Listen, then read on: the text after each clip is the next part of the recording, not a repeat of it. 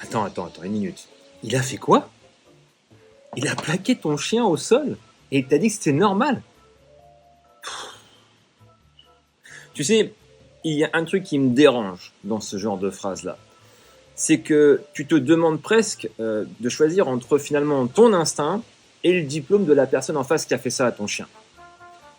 C'est comme si, parce qu'elle était professionnelle, ça devait forcément se faire. Tu dois forcément te taire.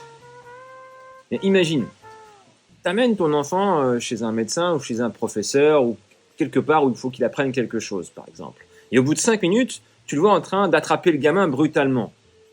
Même si c'est un grand spécialiste, tu vas réagir.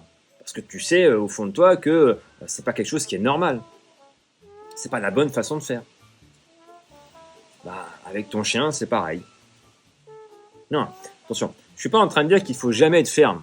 La fermeté, ce n'est pas de la brutalité. Les deux n'ont rien à voir, hein. Un chien, il peut avoir des limites sans avoir peur. Et ça change tout. D'ailleurs, pose-toi une question très simple. Quand la séance s'est terminée, ton chien, est-ce qu'il est revenu spontanément vers cette personne ou est-ce qu'il a surtout cherché à s'en éloigner? Parce que souvent, la réponse, elle est là.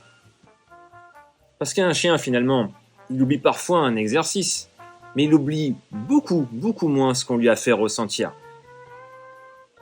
Alors si un jour tu ressors d'une séance avec un nœud au ventre, ne te dis pas je dois être trop sensible. Dis-toi plutôt pourquoi est-ce que je me suis senti mal.